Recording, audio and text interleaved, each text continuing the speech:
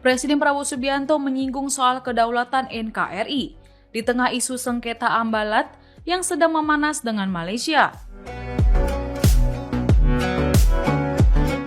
Prabowo mengatakan bahwa Indonesia tidak menyukai perang di hadapan ribuan prajurit TNI di Bandung, Jawa Barat pada Minggu 10 Agustus 2025. Ia menyebut Indonesia memiliki pengalaman pahit di mana setiap mau bangkit dan sejahtera pasti diganggu oleh asing. Bahkan Prabowo menyampaikan bangsa Indonesia sudah sering dirampok dan diadu domba sesama anak bangsa.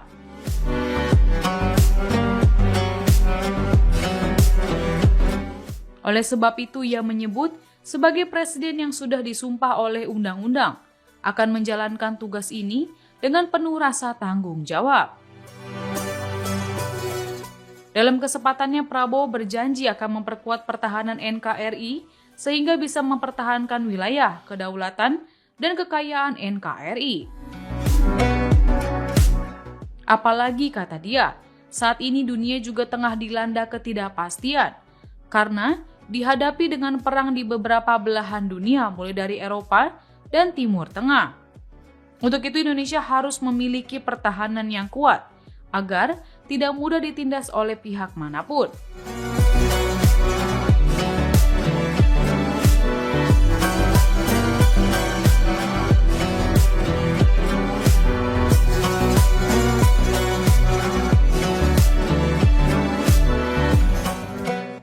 Diketahui situasi sengketa laut Ambalat antara Indonesia dan Malaysia semakin memanas.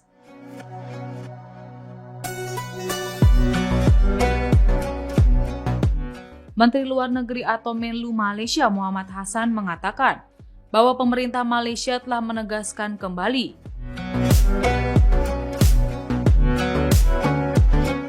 hak kedaulatannya atas wilayah maritim yang dikenal sebagai Blok ND6 dan ND7 di Laut Sulawesi.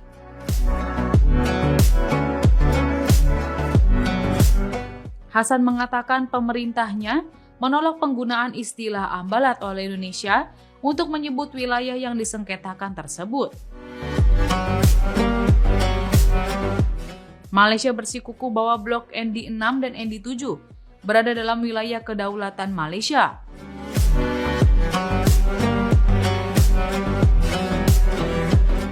Dan hak kedaulatan negara berdasarkan hukum internasional yang didukung oleh putusan Mahkamah Internasional atau ICJ pada tahun 2002. Prabowo Subianto sebelumnya menyebut Indonesia akan berupaya menyelesaikan sengketa tersebut dengan cara yang damai.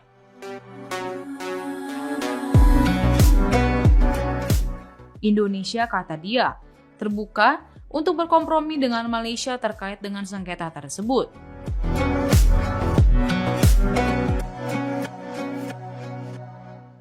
Kita butuh tentara yang kuat.